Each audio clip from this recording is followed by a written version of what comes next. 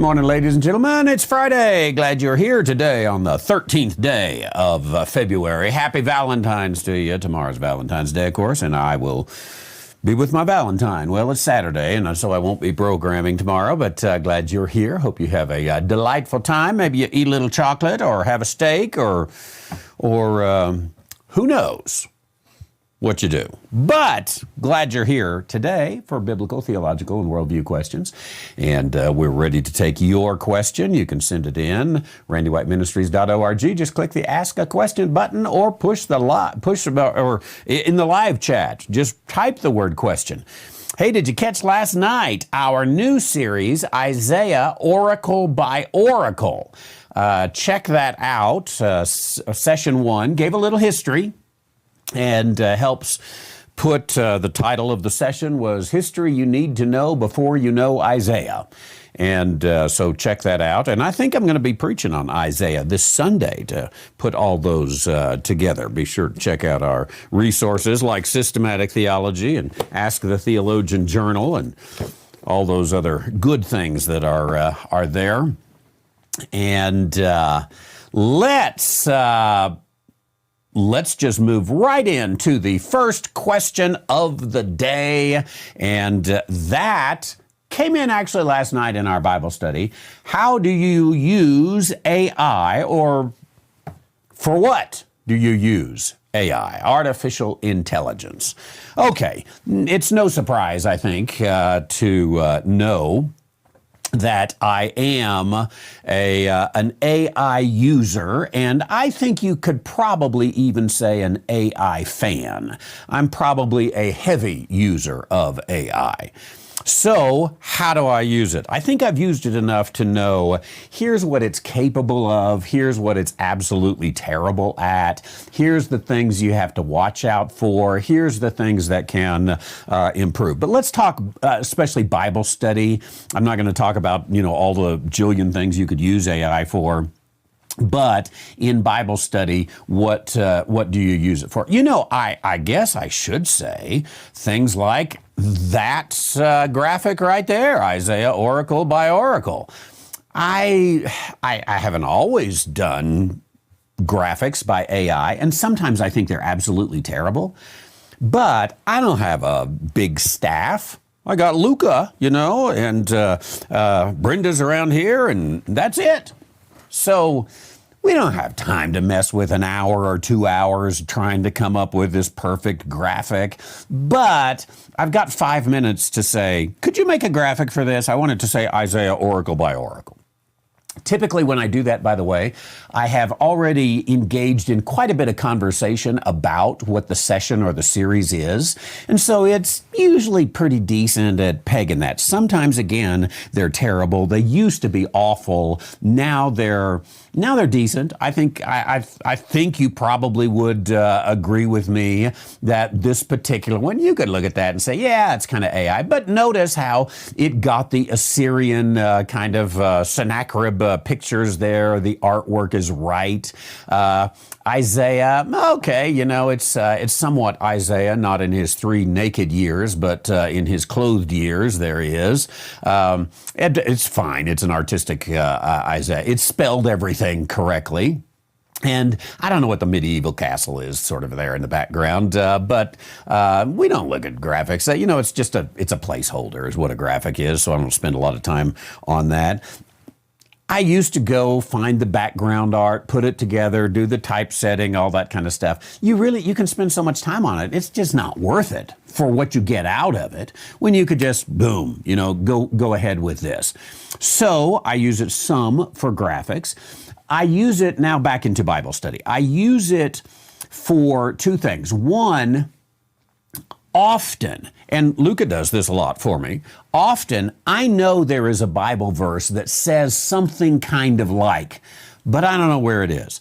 If you can just barely remember it, you can ask AI, where's the verse that talks about being absent from the body and present with the Lord? A lot of us can't remember exactly where that verse is. And, there's a lot of different ways you can search that kind of stuff, but I don't have any problem at all saying, I kind of remember a verse in which Jesus spit on the ground. Find that for me. It's going to find it, and it's going to do it pretty accurately and pretty quickly. Now, obviously, the more vague you are in your memory, the more difficult or challenging it's going to be. But if you say, hey, didn't Ezekiel have some sort of bread? Can you find that passage for me? That's a lot quicker than old-fashioned means of looking it up. So I use it for finding passages which I know are kind of there. Second thing I use it for in Bible study is finding cross-references in two sense. Once I have found my passage or I'm working on a passage, I might say, hey, this passage is on Ezekiel's bread or whatever it may be. Are there some other passages which are similar in topic? And let it find those for me. And, things like, if we're talking Ezekiel's bread, and I could show you all these and examples and we could go through it and it'd be interesting, but we won't spend the time on it. But conceptually, okay, I got Ezekiel's bread. Are there other times when bread is baked in the Bible, or when bread is symbolic in the Bible, whatever, some sort of topical reference that really is actually very hard to find either in word searches or in your typical cross-referencing, because it's a little bit broader topic. So I use it to look up topically. Then I do use it to look up not only topically, but also, let's say, the same words, the same very tight themes that are in there. Maybe I'm studying in Daniel. Is it the 9th chapter or the 7th chapter? And I've got Michael the archangel. And I want to say, can you show me all the places where Michael the archangel is in the Bible? It is pretty good at finding those. Now, every now and then, it'll tell you, here's all of them. And you find out, oh, no, there's actually 4 more. So be careful on its claims of totality, that this is it. Sometimes I will use it to find that exact word. Now, what I found in that exact word, for example, maybe I'm looking at Isaiah 7:14, behold, a virgin shall conceive. Would you find... You could do this a number of ways. Would you find all the times the English word virgin is used in the King James Bible? It'll do it decently. Again, just be careful to not think that its exhaustive list is actually the exhaustive list. If you really need to know, I've got every one of them, you probably need to go more to a Strong's Concordance. But if you want a quick Strong's Concordance type search, or you can say, I want the underlying word, in Hebrew in this case, for virgin, find those. It'll give you enough that you can get a good sense. It won't necessarily be exhaustive, but it makes a pretty good quick replacement for Strong's Concordance. Again, if you are, let's say it's good enough for government work, but if you're actually you're writing a book, you're working on something that you really need it, go ahead and get your Strong's Concordance or other tools that are made to do this and carry that out. So I use it to find those topical passages. I use it to find those actual cross-references and what is used there. What I find is it's very good at finding the theme of a particular verse and pulling up some other stories in the Bible that I thought, oh, I wouldn't have put that together. That's very interesting. I like that. Okay. I personally use it also then in terms of biblical research to help me to know a path that I didn't know to go down. For example, I might take someone like Isaiah, and I might say, in fact, I did this yesterday, I might say, tell me some Jewish traditions about Isaiah that a Christian might not know. Okay, I found out there is a Jewish tradition about when, where, and how Isaiah died. Perhaps I'll bring it up in the sermon, 30 Prophets from the Bible, and look at some of those Jewish traditions. I wouldn't have found that because I didn't know to look for it. And there's actually kind of an interesting tradition about how Isaiah died. Do you know how he died? Now, some of those things, again, I didn't ask, how did Isaiah die? I said, tell me some Jewish traditions. Then you can broaden that out. Tell me some liberal positions of the book of Isaiah. Tell me how German rationalism or textual criticism helped or looked at the book of Isaiah. Some of these things that I suspect there's something out there, but I don't know what it is. Now, always on those, again, you have to research. The one thing, by the way, I would say don't do is ask it to give you some quotes from Rudolph Bultmann or, Charles Spurgeon or whatever, because it will make up quotes. So you always want a general answer, and then you go and you pursue it from there. Now, that does a great deal of the Bible study work, that starter work that you need to do. Now, often then, I will take a passage like, here's in Isaiah 7:14, therefore the Lord himself shall give you a sign. Behold, a virgin shall conceive and bear a son, and shall call his name Emmanuel. I will take and I'll just make a bullet list of all the things that intrigue me about this. The Lord himself shall give you a sign. I might put, what other signs are given in the book of Isaiah? Or in the book of Isaiah, where does it say there's another sign going to be given? Behold, if I'm going to be very thorough, I might say, give me all the usages of behold in the book of Isaiah. A virgin, as we mentioned, I'm just going to make a bullet list of everything I want to do.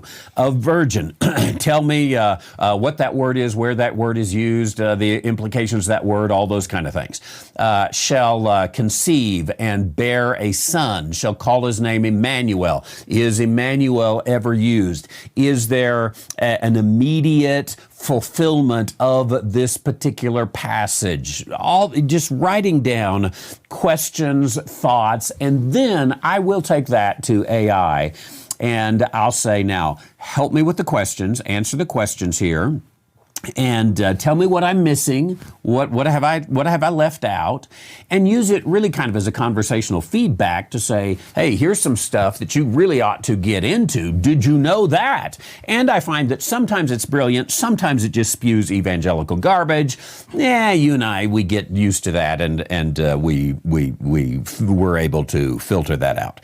Now, one other thing that I do that I think is an important part of our ministry is that I would not be able to do, and I wrote about this in the introduction, I don't hide this at all, I would not be able to do the Ask the Theologian journal without AI.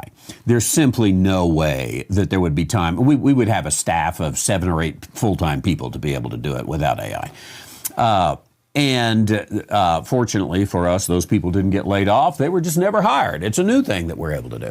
I take the transcripts of what I say, and I ask it, take out the fluff, take out the me saying, hey, old man Bob, good to see you in North Mississippi. We don't need that in there.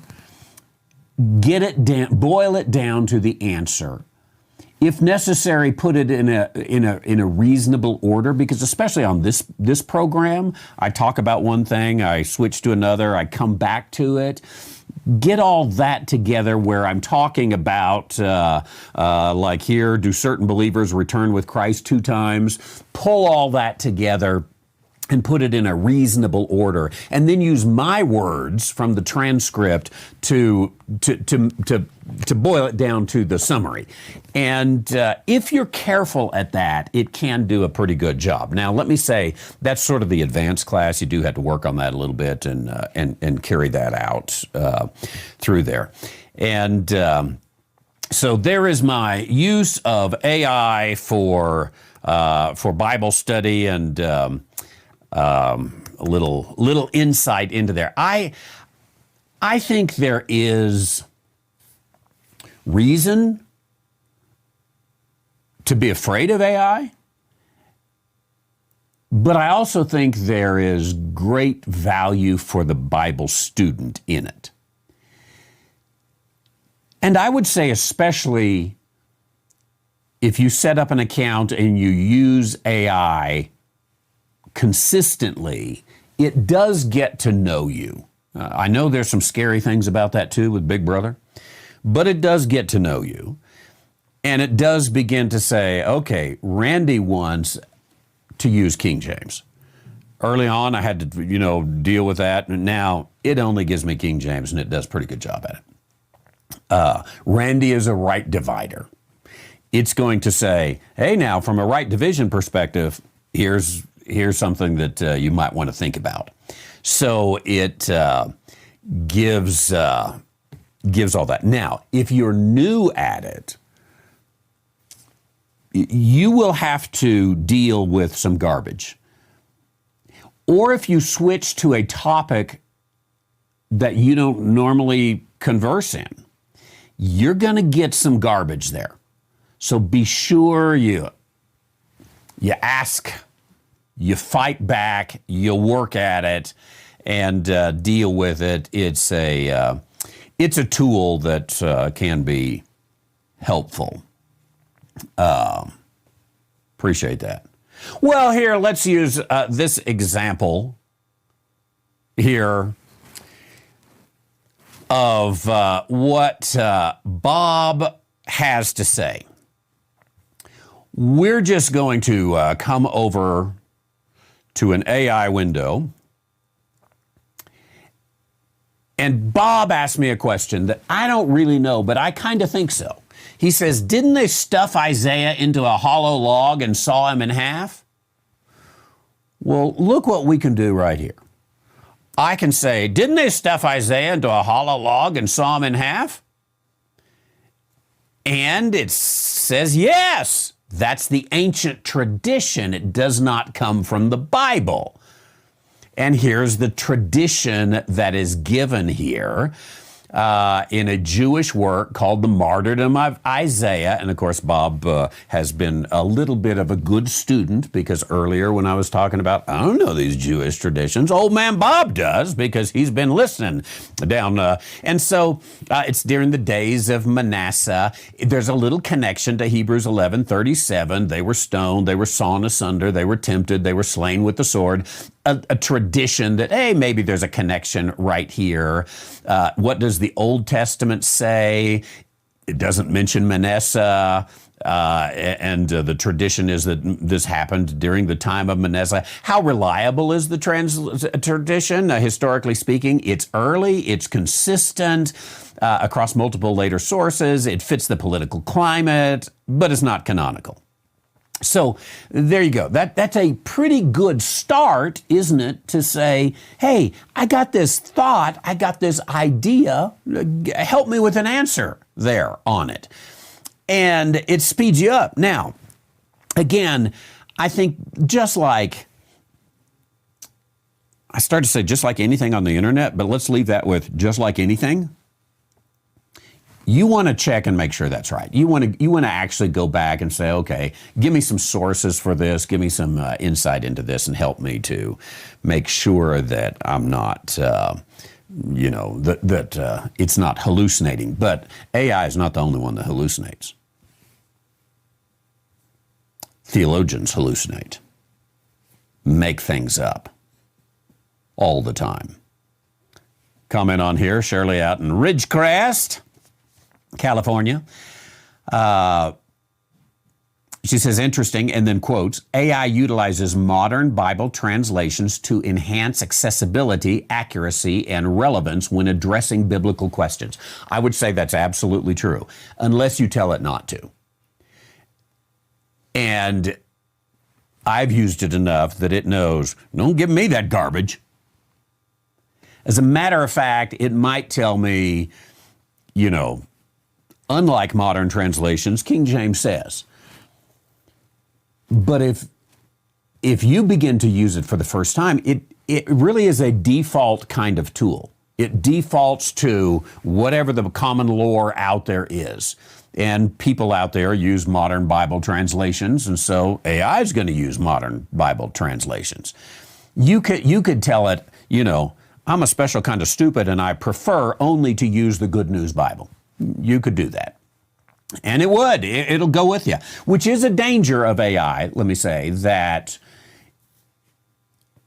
it is dangerously cooperative. Argue with it on something, and you'll find most times, unless it's just absolutely scientifically wrong, most times it'll say, oh, you're right, that's a good perspective. And it'll immediately switch to what you want to hear, which can be obviously very dangerous. Chandler up in Maine, I like using AI to try to confound it by putting it against English language grammar as to which verse is literal, ESV or King James Version. I just hope I'm not letting the nose of the camel in. Yeah, these kind of things, I think they can be fun conversations to have, to say, hey, this version has that, the version has this, what's up with that? And to deal with some of those things with that. I appreciate it. Scott, down there in Texas, I put up an interesting article on AI on RWM Connect, Zoho. An AI expert says the system is presently increasing power and functionality exponentially. I haven't read that article yet, but I'll go check that out. And I would agree that AI is increasing in power and functionality exponentially. Almost every day, it gets better. And there's a point at which maybe getting better becomes worse. A lot of philosophical argument that we could have there. But it's certainly absolutely so much better than it used to be. Chandler again says, I find that I can get it to admit using the rules of grammar, questionable, contradictory verses. It has apologized to me for getting it wrong, which kind of surprised me. Okay, yeah, you can. There was a little spell check in there, so I may have read that wrong because it talked about grandma in there, and I think that's grammar, but with no offense to grandma, but nonetheless, I think AI apologizes too quickly. I think it's kind of set up to do that, which is why you have to stab at this several. If you really need to know, what am I dealing with?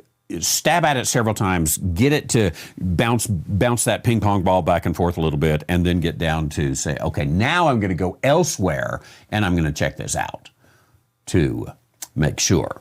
But you are right. Shirley is right. Out in Ridgecrest. Speaking of AI, kind of like Got Questions. I think, I've not done this. I have mentioned it a couple times. Got Questions has a limited lifespan. GotQuestions.org or com, whatever they are. Because they are just the place for standard evangelical answers. I think it would be fun sometime, probably get sued over it or something, but it would be fun sometime to go to Got Questions, take 10, 20, 30 of their questions, lay them out. Here's the top 10 questions. Here's what Got Questions says. Take the exact same question, put it in AI, and have a who does it better contest. You know, I'm going to say AI is going to do it better. AI is going to give the standard evangelical answer better than Got Questions did. So that means with AI, there is no need for Got Questions. Now, one of the things I think that, and the reason I say that is because AI is so, Got Questions is so standard. It is just the pablum out there. It regurgitates. Polly wants a cracker. So in terms of, say, printed material, like our Ask the Theologian journal, you say, well, why isn't it worthless? Because ours is Do you say niche or niche? We'll have to ask AI. Ours pushes out that which is standard. We're going a very different direction, which you could get in AI if you really worked hard at it. But AI is not just going to give that. You know, I'm spending a lot of time on this question. I probably should get to the real questions. But I saw, I think it was just yesterday, was it Elon Musk or somebody else? And this is a video that, I don't know how old it was, but it's not very old. Maybe it wasn't Elon Musk. Maybe it was some guy at Google. Basically, I think he said in like 18 months, probably exaggerated there, a little hyperbole, said all those in thinking professions are basically going to be useless anymore. I notice Scott mentions lawyers. I would say lawyers, doctors, professors to a degree.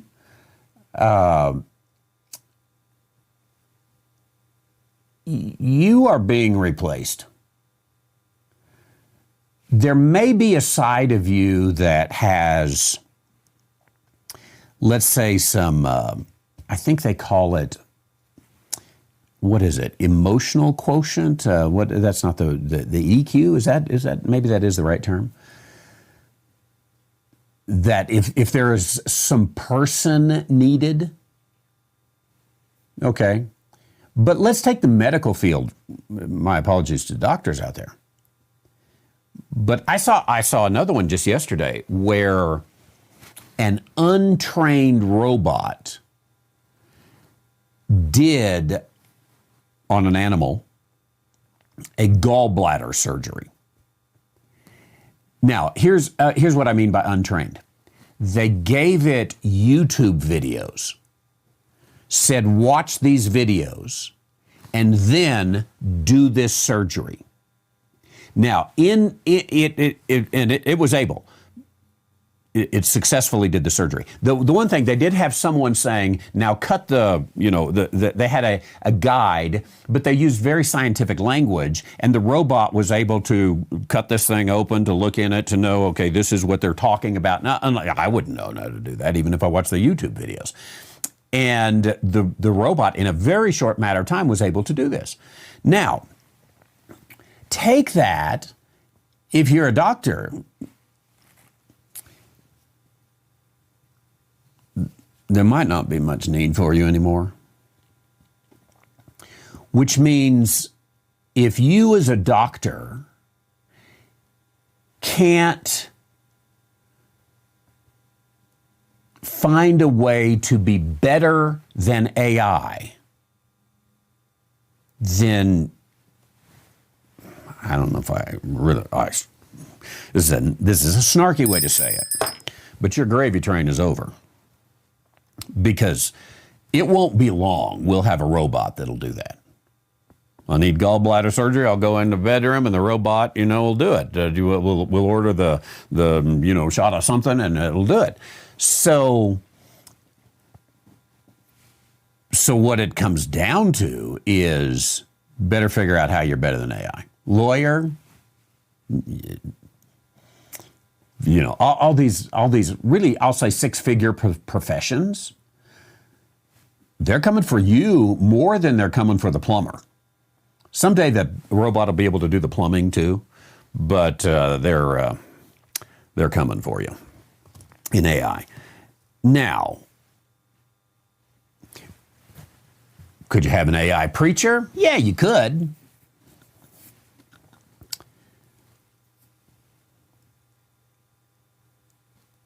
Is the standard AI preacher going to be any good? Probably not.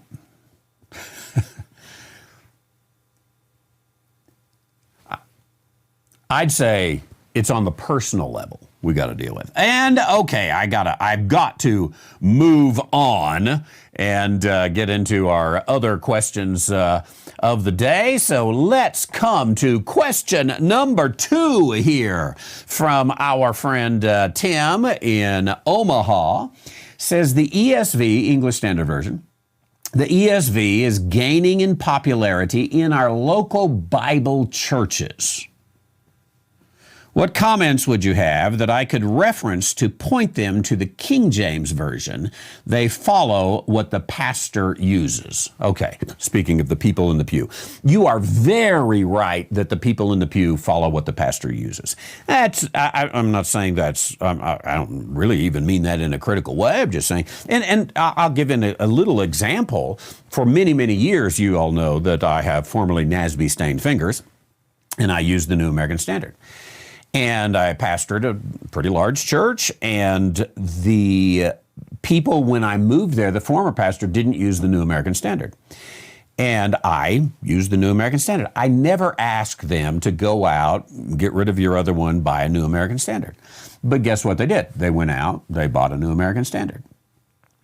A number of years into the pastorate then, I began to say, wait a minute, what's up with the New American Standard? I thought it was the most literal one because I heard it. I read it on the internet.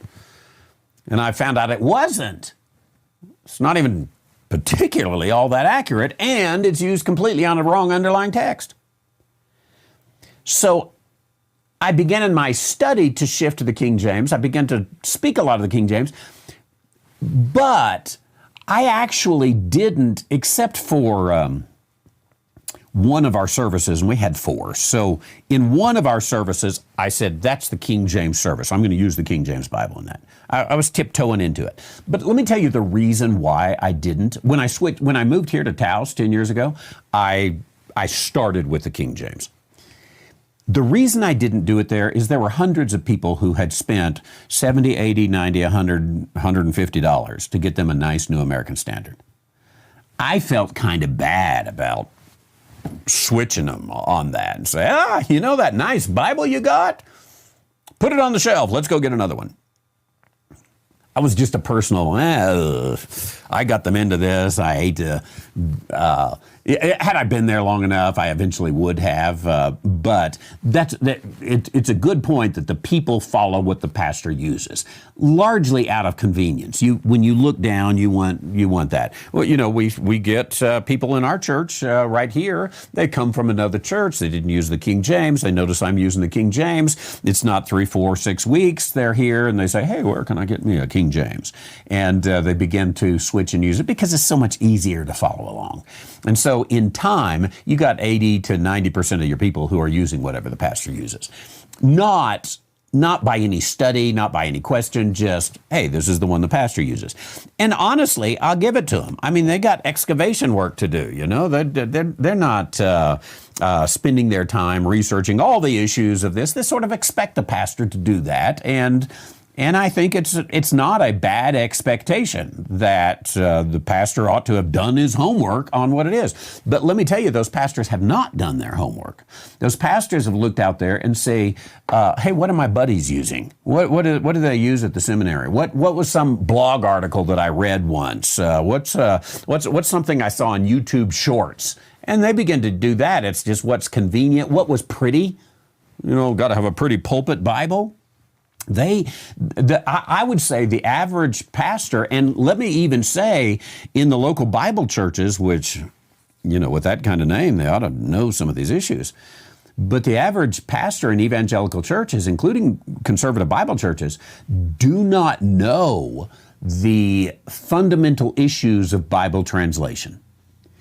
Okay, they've heard things like it's a dynamic translation, it's a word-for-word translation. They could give you a little chart that they found on the internet. They could give a poor presentation on the issues of Bible translation, but they don't know this very well. And let me say, I think that's one of the things that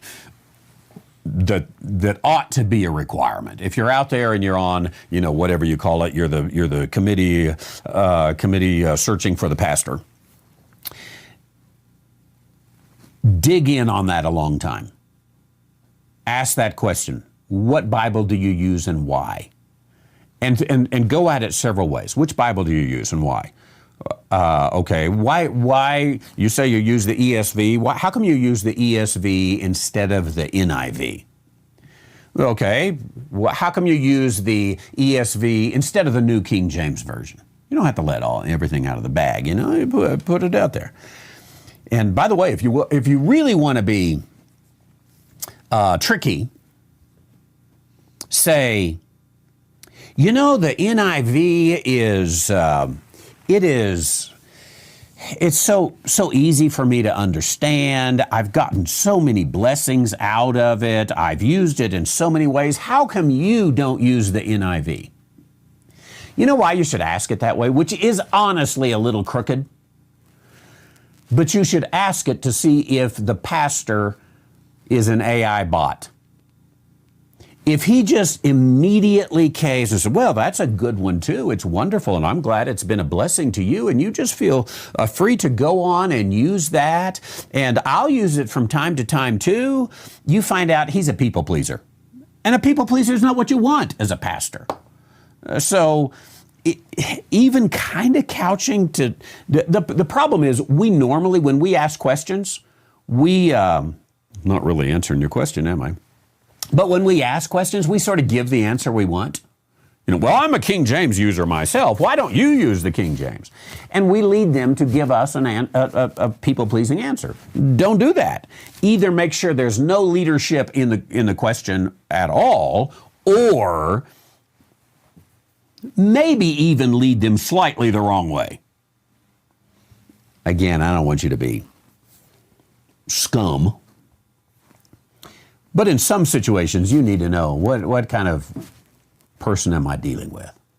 If you ask me that question, say, I like the NIV, I like the ESV. I'm going to say, there are some underlying textual issues that I think you would be much better off switching from the NIV and the ESV and going directly to the King James Version.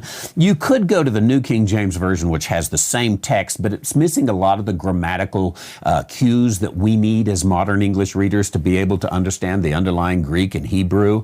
And so the accuracy of the audience, the accuracy of the time period. It's going to be a little bit harder, but if I could say it this way, put your big boy pants on. You're good enough. You can do this. I mean, you are an engineer after all. You can handle it.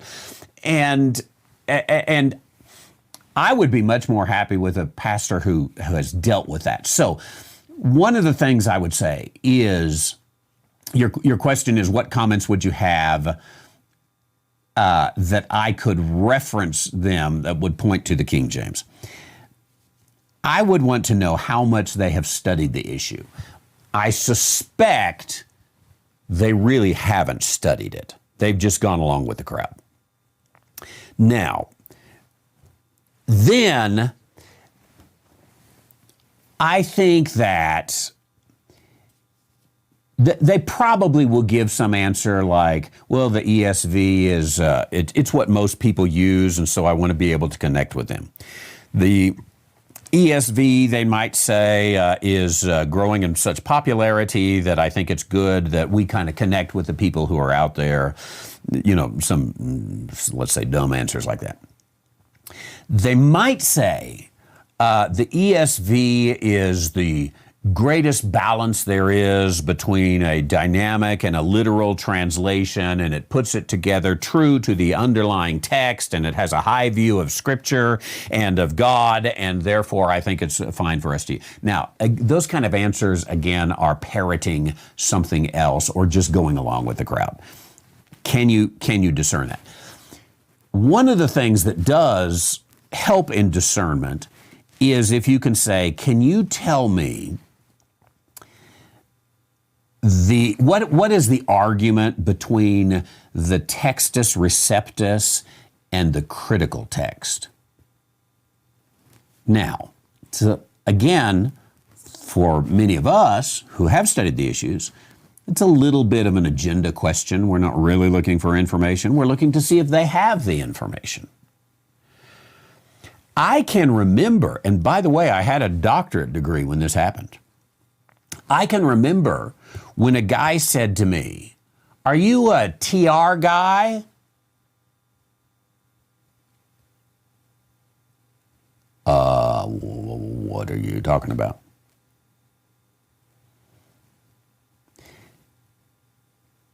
Textus receptus.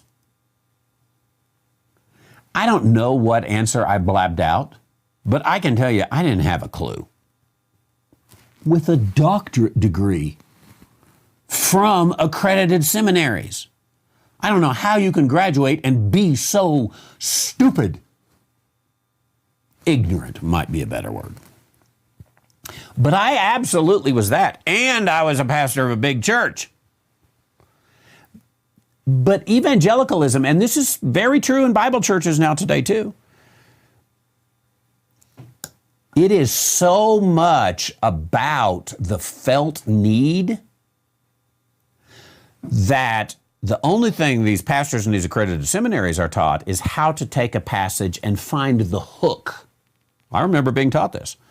Find the hook in that passage that meets the felt need, because if you can't speak to their felt need, they are not going to listen to you. I absolutely was taught that in those words, basically.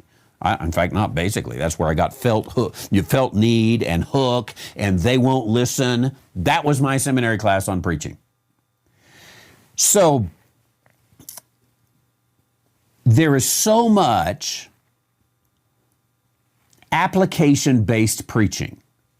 The pastors are taught to do application-based preaching. And let me say to those of you in the pew as well, the people in the pew expect application-based preaching. And they will communicate, that sermon didn't have anything to do with my life. I need to go to someone to a pastor who feeds me more. Speaks to my felt needs. So, because all of seminary training or Bible college training is about how to reach the felt needs, in other words, how to get, what do they call it? In and in or something, like nickels and noses? There's another one that has to do with butts and something else. The whole training is how to get butts in the pew, how to get nickels and noses. You get the count up, you get the offering up. That's what pastors are trained to do. Now, they don't use those words, but they use the words like, you need to meet their felt need, you need to speak to where they're at today, as you're preaching, from the book of Isaiah. So basically, they're taught, forget what that says. Find something cool and warm and, So back to it. I know I still haven't gotten much to the answer in your question here, Tim. My apologies. But the reason the pastor at the local Bible church is using an ESV is either he's sold out to the church growth movement or he honestly doesn't have a clue. I wouldn't be surprised if more he just doesn't have a clue. So ask him, any person out there, ask your pastor, tell me the difference between Textus Receptus and the critical text. See if they can get something out there. See which side they're on. See if they can really engage in the argument. My guess is there's a little tiny bit in which they'll be able to give probably a better answer than when I was asked if I was a TR guy. By the way, now I know that I am. I was just dumbfounded with the question. So I don't know what I said. It would be nice to have the video of that. We could make fun of that one all day long. So, however you do it, get down to that issue. I think that is the fundamental issue, Textus Receptus or critical text. By the way, those of you pastors out there who are pro-critical text, which version of it? They change this thing all the time. They have a committee for the changing of the critical text. We are on the Nestle Aland, I think, 28th version. That ought to say, can you imagine if your pastor was up there? Let's see, I'm going to ask ChatGPT a question here. Tell me about version history of the ESV. Starting today, work backward. let's just see what we get here. And then I'll tell you, what if we were honest? Let's watch this. Okay, so there was a 2025 edition is the latest edition. Is it? I don't know if this is true. They call it the ESV permanent text.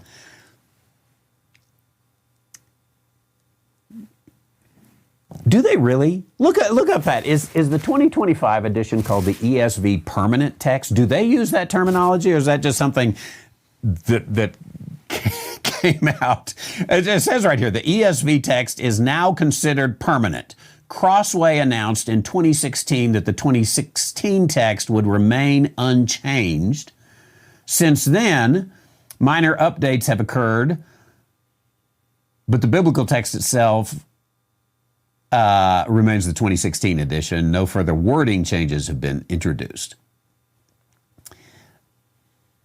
Okay, so if I got this right, in 2016, they came into the permanent text, but the changes since then have been in study notes and supplemental materials. So I guess we're using the 2016 version.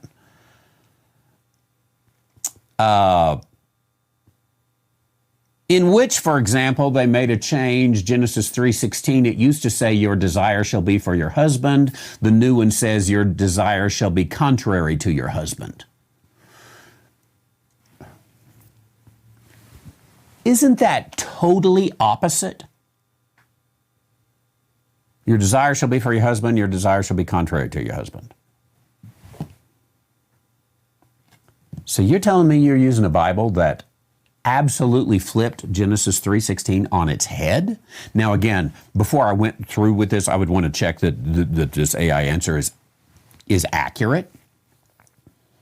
But it looks like their 2011 version, which was before the 2016 version, introduced 275 changes.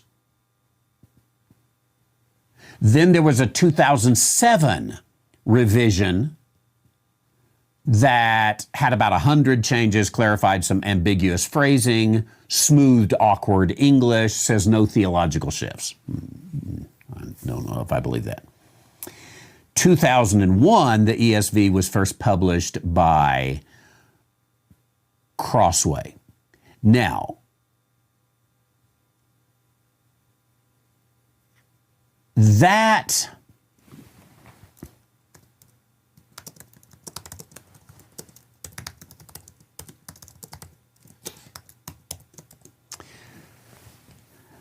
original edition, I'm just asking what the 2001 version was based upon. Yeah, the 2001 ESV was based upon the 1971 edition of the Revised Standard Version. Check out Revised.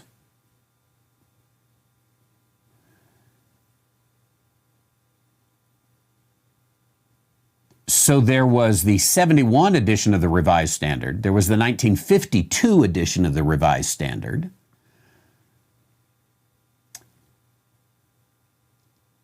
And then the Revised Standard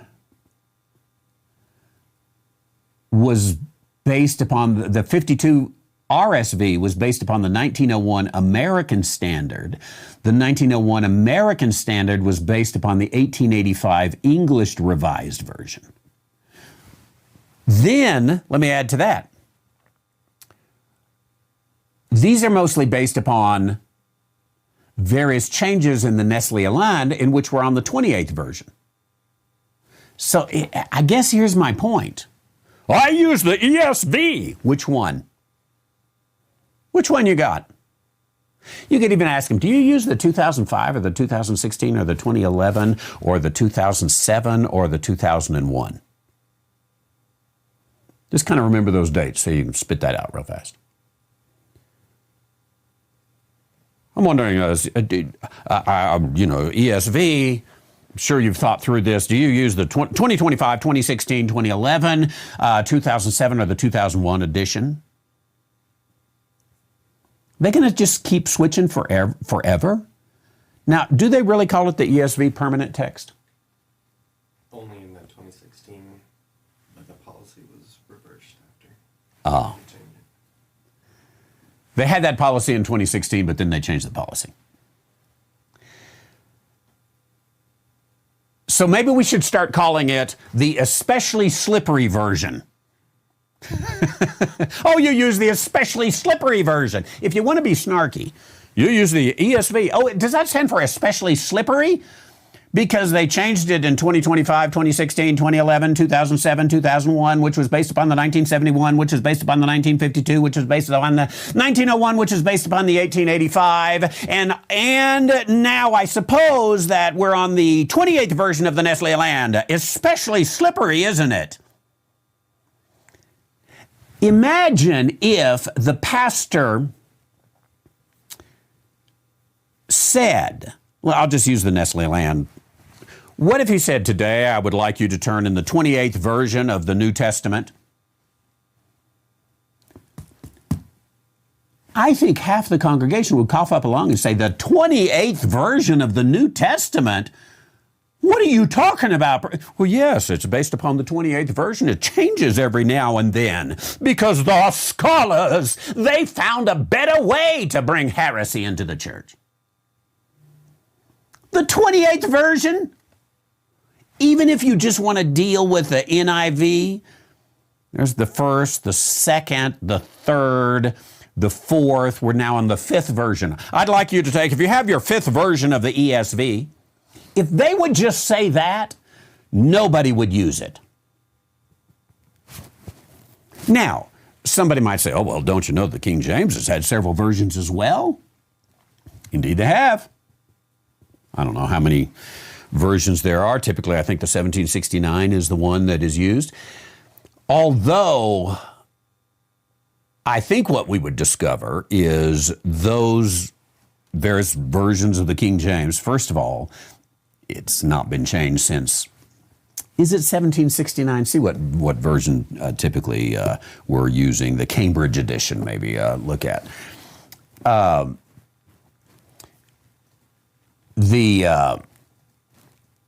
It's spelling issues, orthography issues. I don't think it's switching your desire shall be for your husband versus your desire shall be contrary to your husband.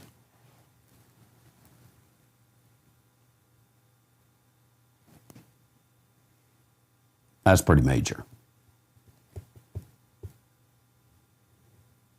Before the permanent text edition, which is now no longer permanent. So the question was, what comments would you have that I could reference to point them to the King James Version? This is the people there. Try to bring out, you can be nice or you can be snarky, depending on who you're talking to and your own personality. Try to point out, this is an especially slippery subject.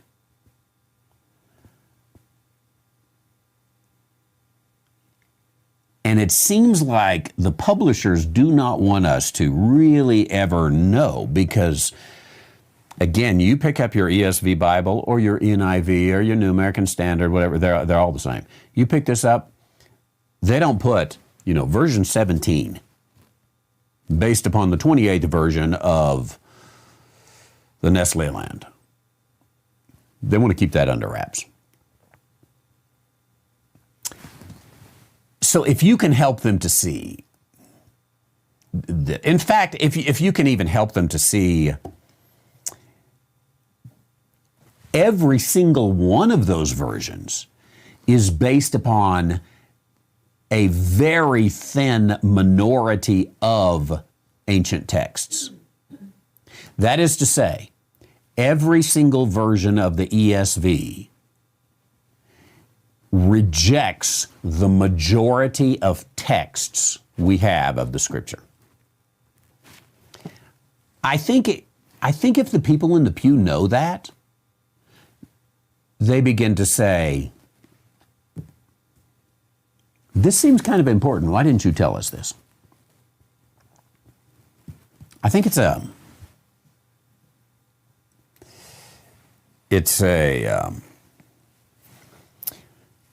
what word am I looking for? A cabal of Bible translators say, you know, there's no money in printing the King James Version.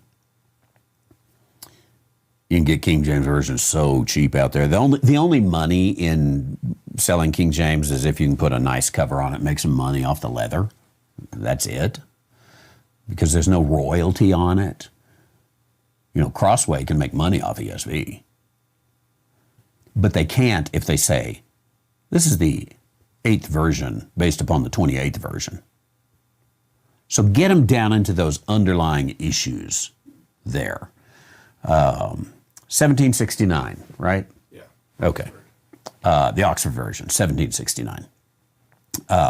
And honestly, you know, we ought to, and I'll speak to myself here as well, we ought to be able to go back and discuss those issues as well. We do have a good book called The King James Version in America by Brian Ross, and dispensationalpublishing.com. It talks about some of those orthography issues, some of the changes that brought about, carried those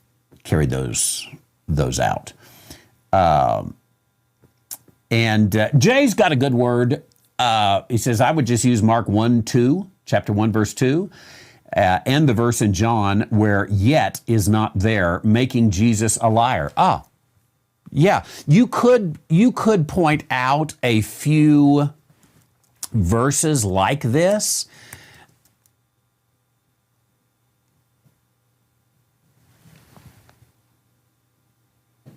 I'm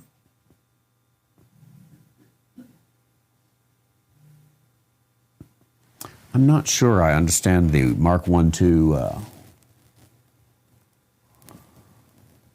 reference. But what is that one? There's a yet. I know exactly what you're talking about, Jay, but I can't remember. But there is one where they leave out a yet, and it absolutely makes Jesus a liar. You got to have that in there. So you could have a few key texts that would point that out. You could point them to some of those that might not even be in their Bible.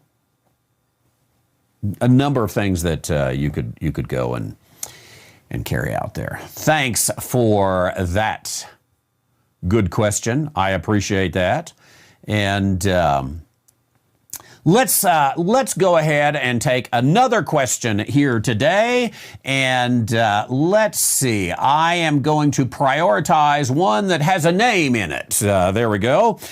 Since I got a lot, we'll hit Joe. J-O. Thank you. Good morning, Randy. Sir, thank you. Jesus said, love your enemy.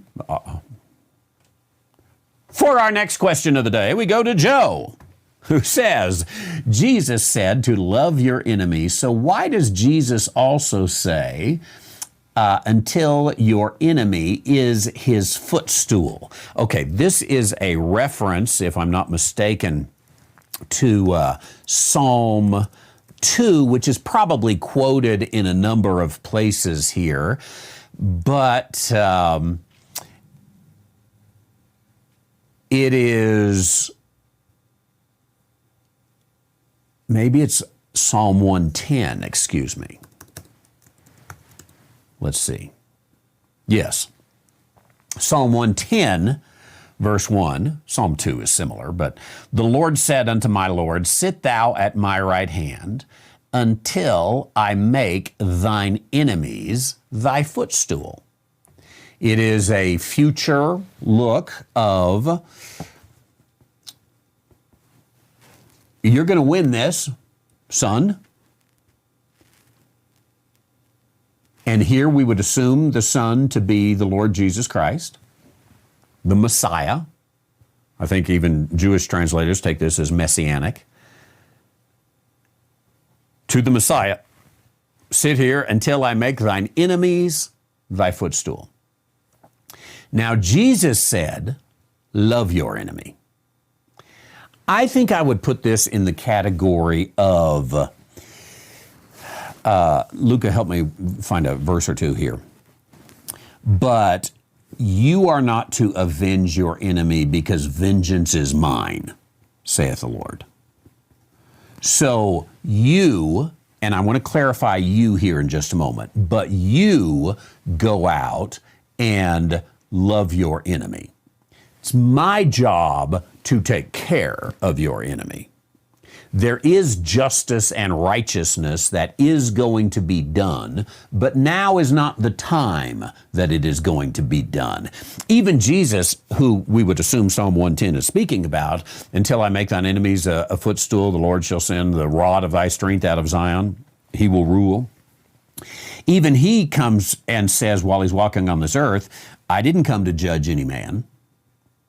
And yet he's going to be the judge of everyone. But there in that setting, in the first century setting, in his first coming, he's not. Let's look at some of these passages which give us indication that we're to love our enemy because it's his job to carry out the punishment. Kind of like the Marines say, you know, it's God's job is judgment, our job is to set the appointment. Deuteronomy chapter 32, verse 35, of course, comes from the Torah. To me belongeth vengeance and recompense. Their foot shall slide in due time. For the day of their calamity is at hand, and the things that shall come upon them make haste. The Lord shall judge his people, in verse 36. So, to me belongeth vengeance. A number of passages that you could put that way. So you've got Jesus' example of saying, I haven't come to judge anyone. Where's that passage? And you've got the Torah example, or instruction actually, that says, to me belongeth vengeance and recompense. This is mine to do. Your role then is to love your enemy. Again, I want to put that in some context here in just a moment. Where does Jesus say? John 12:47. John 12:47. Thank you. Is where he said, if any man hear my words and believe not, I judge him not, for I came not to judge the world, but to save the world. But we can find other passages in which he says, he's the judge, but not right then and not right there. So I think this is a time period kind of thing. As a matter of fact, we're told we're told the apostles are going to judge the nations. We're told, or the tribes of Israel. We are told that the Corinthians, you will judge. So there is a time and a place for judgment, and it's not going to be a judgment based upon, I love you so much that I'm not going to give any punishment. It's going to be a judgment based upon righteous standards when that time comes. Now, Jesus, when he says love your enemy, give me a passage for that if you would, Luca. When Jesus says love your enemy and gives that instruction, love your enemy, pray for them who persecute you. If I'm not mistaken, it's the Sermon on the Mount or various renderings of the Sermon on the Mount, maybe even Sermon on the Plain, some of these other type places. But I think when Jesus says it, he is talking about to the Jewish people, and he's talking to the Jewish people about how to be righteous with the law and how to be ready for the king who is being offered to them right now, the king in their kingdom. And I think contextually he's saying, look, you got the king on his way, and he's going to judge, and you expect him to be here right around the corner. The kingdom of God is at hand. Now is not the time to take care of your enemy. I don't think I would take this universally. That passage is Matthew chapter 5, verse 43 is one of it, where Jesus says, you have heard it been said, you have heard that it hath been said, thou shalt love thy neighbor and hate thine enemy. But I say to you, love your enemies, bless them that curse you.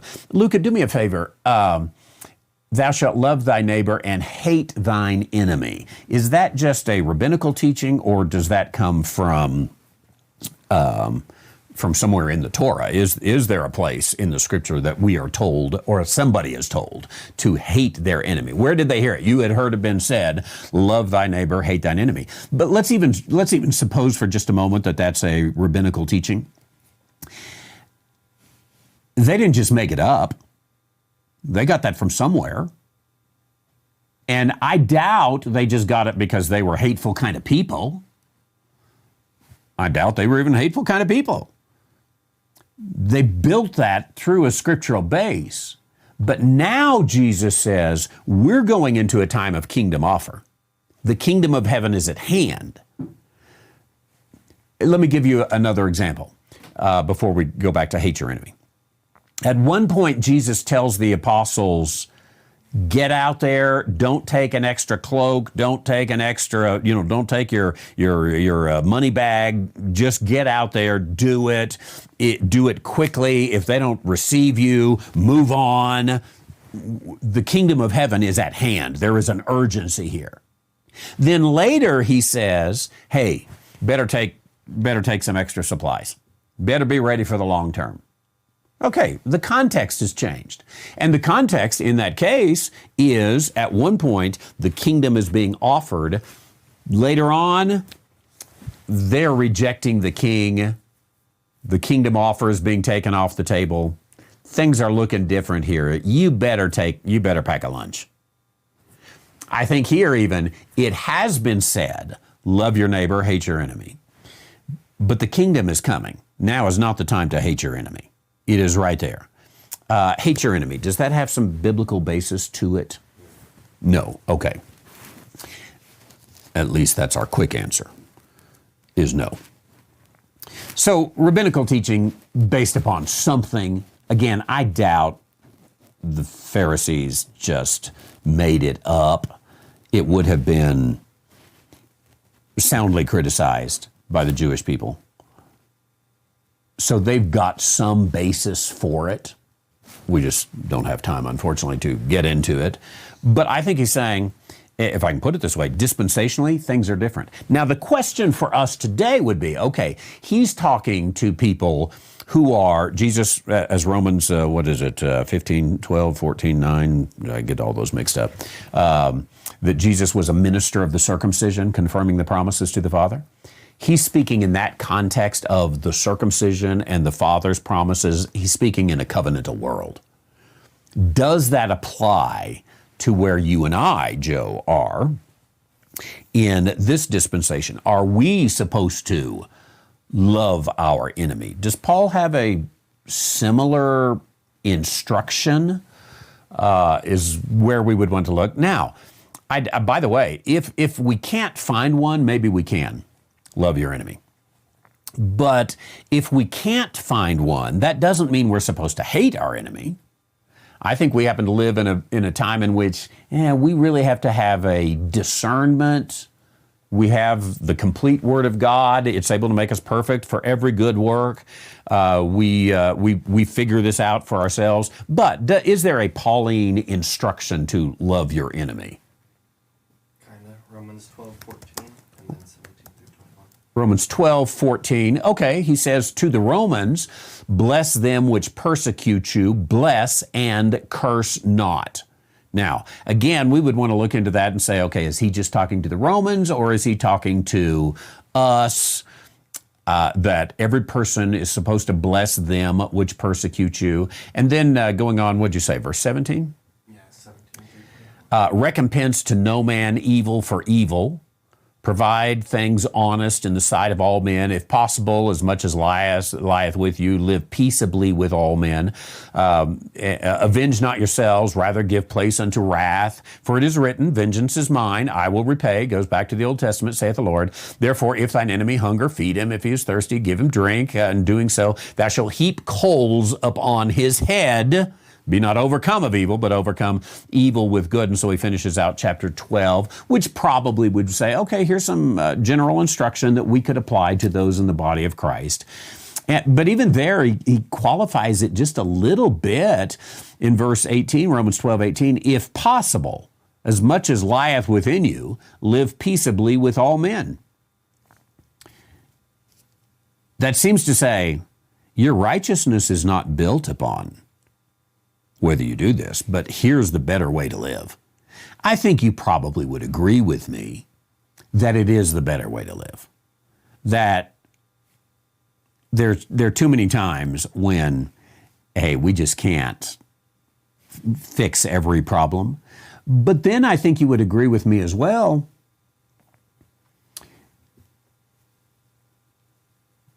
there is a time and a place for a believer in the dispensation of the grace of God to say, judgment has been given to us. And to love our enemy even doesn't mean you're not going to be judged. And it's going to seem, and maybe even in reality is, very hateful for us to say, give him the death penalty. Go as far as we can go with this. Do it quickly, do it swiftly. I think most of you probably would agree that there is a time and place for that. And if you don't agree, I would like to know how you think we keep this world from being utterly chaotic. Now, again, the Lord or the Scripture tells us avenues at which that is done. Okay, I am way out of time today. Thanks for the extra here and the extra time, that is. And all of your good work, your good questions, your good comments. I look forward to seeing you on Sunday, Ezra chapter 5, 6.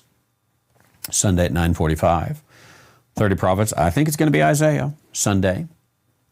And then we'll be back next week for another full week of broadcasting, and appreciate that. Again, if you missed that Isaiah series, you can check out session 1 there. Thanks for being with us. I do appreciate it. RandyWhiteMinistries.org. You can find the Ask a Question button there, and the donate buttons there too for those of you who have been blessed with a little bit that you can spare. We always appreciate it. Until next time, thanks and God bless you.